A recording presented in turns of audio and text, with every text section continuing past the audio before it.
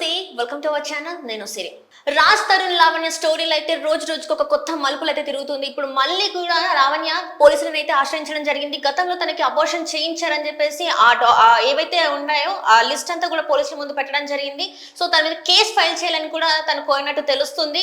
Abscond అవ్వక ముందే తనని పట్టుకోవాలని కూడా తను అర్థించినట్టు తెలుస్తుంది. సో ఈ అంశాన్ని ఇంకా మనకి వివరించడానికి మనతో పాటు ఉన్నారు ప్రముఖ సీనియర్ సినీ క్రిటిక్ యజ్ఞమూర్తి గారు. నమస్కారం సార్. నమస్తే సిరి. సార్, ఇప్పుడు చూస్తుంటే రాజ్ తరుణ్ లావణ్య స్టోరీలు అయితే రోజు రోజుకి కొన్ని మలుపులు అయితే తిరుగుతుంది రోజు. అండ్ ఇప్పుడు మళ్ళీ లావణ్య పోలీసులను ఆశ్రయించడం జరిగింది.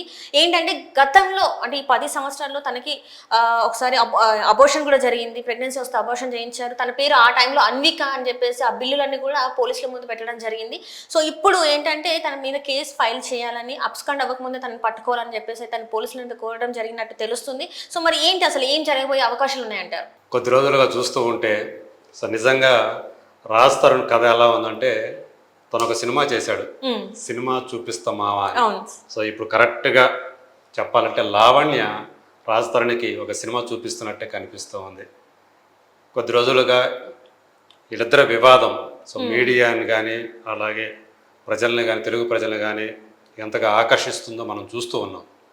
సో 10 సంవత్సరాలుగా తామిద్దరము అనుబంధంలో కలిసి జీవిస్తున్నాం, సహజీవనం చేస్తున్నాము. కానీ తను ప్రస్తుతం ఏ సినిమా అయితే ఒక సినిమా చేస్తున్నాడు, తిరగబడరా స్వామి అని చెప్పి ఆ సినిమా హీరోయిన్ తోటి ఆమెతోటి అఫైర్ పెట్టుకొని నన్ను పక్కన పెట్టేశాడు, నాకు న్యాయం చేయండి, ఎందుకంటే నన్ను పెళ్లి చేసుకుంటానని చెప్పేసి నాతో ఇప్పటిదాకా సహజీవనం చేశాడు, ఇప్పుడు మరొకరు అతని జీవితంలోకి వచ్చారు కాబట్టి నాకు న్యాయం చేయండి అని ఫస్ట్ ఆమె పోలీసులను ఆశ్రయించింది. అయితే ఇది పెద్ద వివాదాన్ని, పెద్ద దుమారాన్ని సృష్టించింది.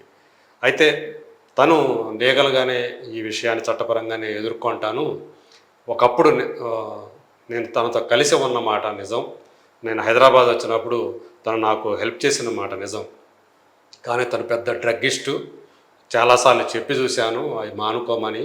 సో డ్రగ్స్ వ్యాపారం కూడా చేస్తూ ఉంది, అందుగురించి ఆమెను దూరం పెట్టాను, అది సహించలేక ఆమె నా పైన చేసిన మిగతా ఆరోపణలు ఏవైతే ఉన్నాయో అవి అన్నీ కూడా నిరాధారం, నాకెవరితోటి కూడా వేరే వాళ్ళు ఎవరితో కూడా నేను సహజీవనంలోనే ఇంకో అనుబంధంలో లేని వేరే ఒకరితో అని చెప్పేసి అతను చెప్పడం జరిగింది మీడియాకి, రాజ్ తరుణ్.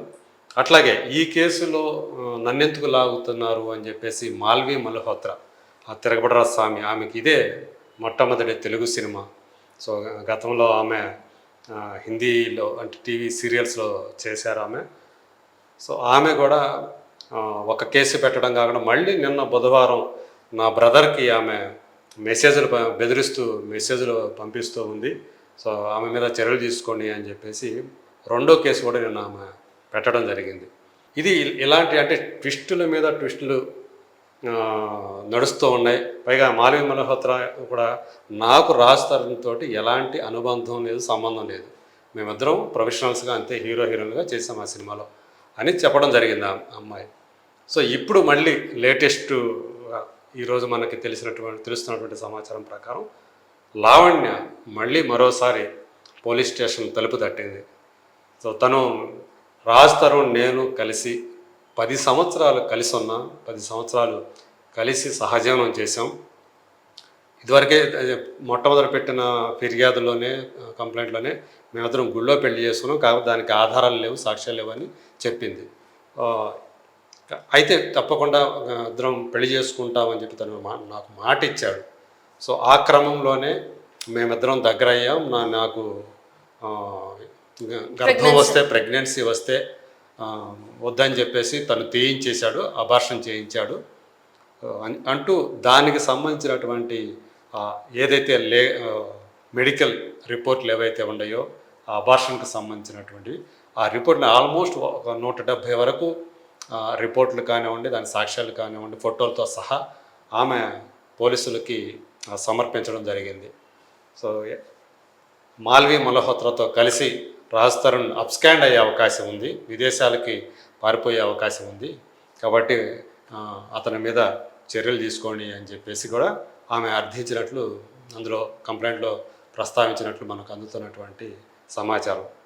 నిన్న ఈ స్టోరీలో భాగంగా నిన్న లావణ్యకు సంబంధించినటువంటి లావణ్య, రాజ్ తరుణ్, అలాగే మస్తాన్ సాయి అనే అతనితో అంటే రాజ్ తరుణ్ ఒక ఆరోపణ చేశాడు. సో కేవలం నాతోనే కాదు, నాతో ఒకవైపు ఉంటూనే మస్తాన్ సాయి అనే ఇంకొక వ్యక్తితో కూడా ఆమె సంబంధం పెట్టుకుంది. నేను అందు గురించి వద్దని వారించాను, ఆమె వినలేదు. అందుకని నేను బయటకు వచ్చేసాను. నా ఇంట్లో నుంచి అది ఆ ఇల్లు యాక్చువల్గా నాదే. సో అది అక్కడే ఆమె వదిలిపెట్టేసి నేను బయటకు వచ్చేసాను అని కూడా అతను చెప్పడం జరిగింది. సో ఈ ముగ్గురు మధ్య జరిగినటువంటి అంటే అది చూస్తే ఆ కాల్ కూడా ఒక వీడియో కాన్ఫరెన్స్ లాగా ఉంది. అవతల ఉన్న మస్తాన్ సాయికి తెలియకుండా లావణ్య మాట్లాడినట్టుగా మనం అనుకోవచ్చు. మధ్యలో రాజ్ తరుణ్ వాయిస్ కూడా అందులో వినిపిస్తూ ఉంది. అందులో ఆమె బాగా తాగేసి ఉండి మాట్లాడినట్టుగా చాలా తీవ్రంగా అంటే మనం ఊహించని విధంగా ఒక మహిళ ఎలా కూడా ఉంటుంది అన్న రీతిలో అది ప్రొజెక్ట్ చేయబడింది ఆ ఆడియో. సో నిన్న మెయిన్ స్ట్రీమ్లో అంటే యూట్యూబ్ ఛానల్స్ మాత్రమే కాకుండా శాటిలైట్ ఛానల్స్లోనే అది లీక్ అయింది, ఆ ఆడియో వరకు వచ్చింది. సో అది దాని విషయం కూడా తన ఫిర్యాదులో ప్రస్తావించింది.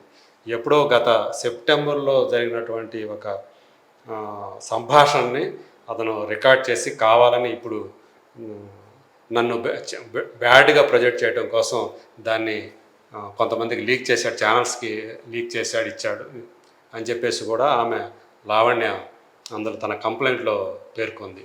సో ఈ మొత్తంగా చూస్తే రాజ్ తరుణ్కి సంబంధించి అతని చుట్టూ ఒక లావణ్య అనే ఒక ఉచ్చు అనేది బిగుసుకుంటున్నట్టుగా కనిపిస్తూ ఉంది.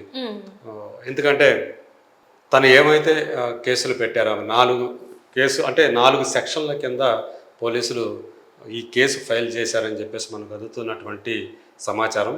అందులో 41 CRPC అనేది ఒకటి, ఆ సెక్షన్ కింద అతనికి నోటీసులు ఇచ్చి రాజ్ తరుణ్కి అతని నుంచి గనక సరైన సమాధానం గనక రాకపోతే అరెస్ట్ చేసి రిమాండ్కి కూడా తరలించే అవకాశం ఉంది. సో ఎందుకంటే మహిళల్లో పెట్టే ఇలాంటి ఏదేవైతే ఉంటాయో అంటే సహజీవనం కలిసి కాపురం చేద్దాం, పెళ్లి చేసుకుంటాం అని చెప్పేసి వంచి తమ అవసరం తీర్చుకొని తమ పబ్బం గడుపుని ఆ తర్వాత ఆ మోజు తీరాక వదిలివేసే పురుషులకు సంబంధించినటువంటి చట్టాలు కొన్ని ఉన్నాయి, బలమైన చట్టాలు. అవి స్త్రీలకు రక్షణగా ఉన్న చట్టాలు. సో అలాంటి చట్టాల కింద ఈరోజు రాజ్ తరుణ్ చుట్టూ కూడా ఆ ఉచ్చు బిగుసుకుంటున్నట్టుగా మనకి అందుతున్నటువంటి సమాచారం. పోలీసులు కూడా ఆమె ఏవైతే ఆధారాలు సమర్పించారో ఆ ఆధారాల ఆధారంగా వాళ్ళు విచారణ ప్రారంభించారు. సో ఇప్పుడు మరి రాజ్ తరుణ్ నుంచి దానికి అంటే ఆమె ఏదైతే కంప్లైంట్ ఇచ్చిందో దానికి సంబంధించి అతను ఏమి సమాధానం ఇస్తాడు, పోలీసుల విచారణలో అతను ఏం చెప్తాడు అనే దాని మీద అతను అరెస్ట్ ఉంటుందా లేదా అనేది కూడా ఆధారపడి ఉంటుంది.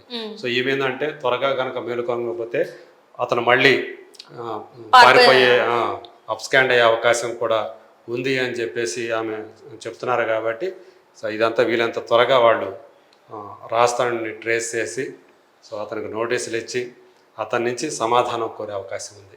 సో అంటే ఇప్పటివరకు చూసుకున్నట్టయితే ఇంతవరకు మోసం చేశాడని చెప్పింది, ఇప్పుడేమో మళ్ళీ ప్రెగ్నెన్సీ అబార్షన్ అని చెప్తుంది. మళ్ళీ ఇంకేమన్నా ట్విస్ట్లు ఉంటాయో, మరి ఇంకేం జరుగుతుందో అంటే మనకు ముందు రోజులు తెలుస్తాయి. So wait and see.